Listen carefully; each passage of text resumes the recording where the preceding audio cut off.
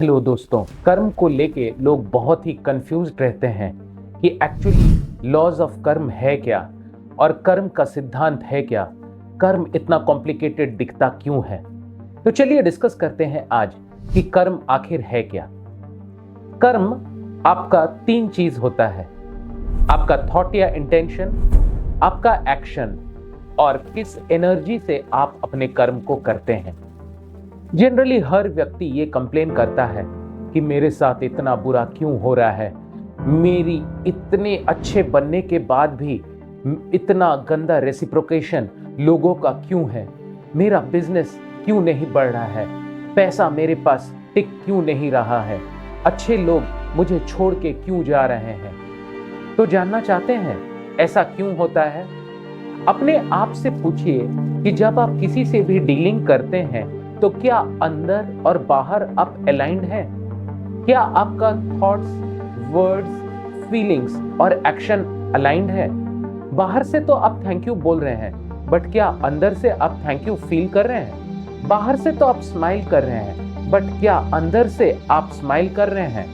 बाहर से तो आप उसको गिफ्ट दे रहे हैं, लेकिन अंदर से सोच रहे हैं वह फालतू का इतना कॉस्टली गिफ्ट इसको देने लायक नहीं है। जो बॉस है वो सैलरी तो देता है अपने एम्प्लॉइज को, लेकिन अंदर ही अंदर सोचता है ये फालतू है, ये बिल्कुल कुछ काम नहीं करता और बस पैसा लेता है।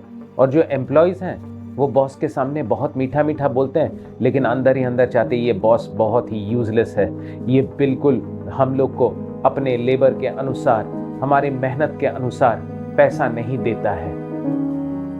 तो एक नॉर्मल आदमी इस कलयुग में क्या करता है?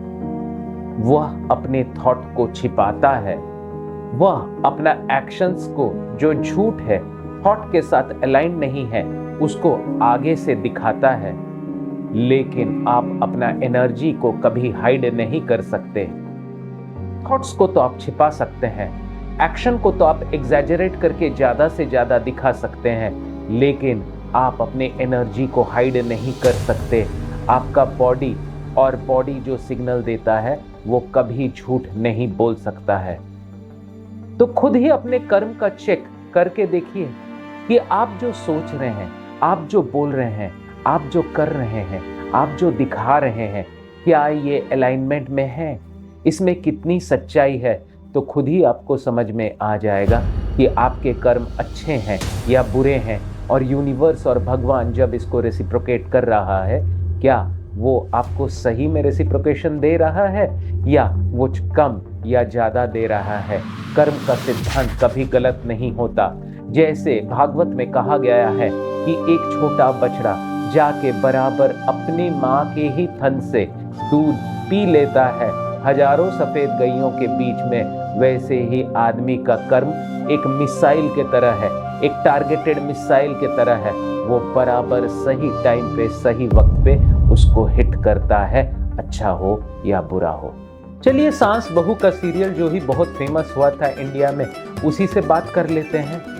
हर सास अपने बहू को बाहर से दिखाती है, आ बेटी बैठ जरा, जब से तू आई है मेरे घर में भाग्य लक्ष्मी आ गई है। और अंदर ही अंदर सोचती है कि मेरा बेटा को तो मेरे से छीन रही है, जिस बेटे को मैंने पाल पोस के अपना स्तन का दूध पिला के इतना बड़ा किया, वो अपनी सुंदरता से उसको खींच रही है। मैं अपने बेटे को पूरा अपने कंट्रोल में रखना चाहता हूँ और बहू को साइड करती हूँ। लेकिन यही कहानी का दूसरा एस्पेक्ट यह है कि हर बहू अपने सास को बाहर से मम्मी जी, माँ माँ करती है, लेकिन क्या अपने सास को अपने माँ के समान देख पाती है? बाहर से तो मम्मी जी करती है और अंदर से सोचती है अरे ये बुढ़िया मरती नहीं है, पति के साथ मेरा कोई प्राइवेसी नहीं है, हमेशा सर में बादल की तरह मंडराती रहती है, कब जाएगी ये दुनिया को छोड़ के, मेरा जीवन का बैंड बजा के रखी है। क्या ये सास बहू का सीरियल सही नहीं है?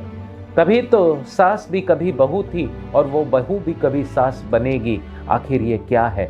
कर्म का सिद्धांत नहीं है तो क्या है? लॉज ऑफ कर्मा नहीं है तो क्या है? जो सास बहू के सामने और जो बहू सास के सामने इतना सुंदर एक्टिंग करते हैं और उनके साथ बुरा होता है, भाई उनको समझ में नहीं आ रहा है कि उनका इंटेंशन, उनका थॉट्स, उनका फीलिंग, उनका एक्शन अपने आप में अलाइन नहीं है, तो यूनिवर्स उन लोगों के साथ कैसे अलाइंड होगा। हम बोलते कुछ और हैं, सोचते कुछ और हैं, दिखाते कुछ और हैं, करते कुछ और हैं, इसीलिए हमारे साथ होता कुछ और है। ऊपर वाला बेवकूफ है क्या? ऊपर वाला पागल है क्या? क्या वो देख नहीं सकता? क्या वो सरप्राइज नहीं होता हमारा डिसअलाइनमेंट को देख के? क्या वो सरप्राइज नहीं होता हमारे दिखावा को देख के? तो आखिर ऊपर वाला भी सरप्राइज हो जाता है हमारे कर्म को देखते हुए। ये बात हमें अच्छी तरह समझना चाहिए। अगर आप अपने लाइफ में तुरंत फर्क देखना चाहते हैं तो सच बोलना सीखिए। जो आप फील कर रहे हैं वही आप बोलिए, जो आप बोल रहे हैं वही आप फील कीजिए।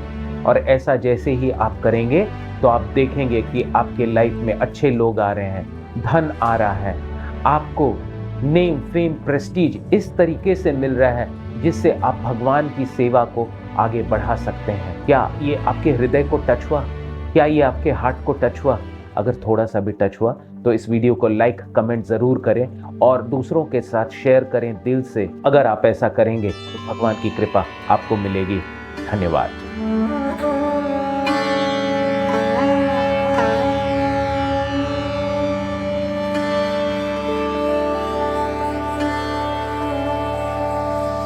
Thank you.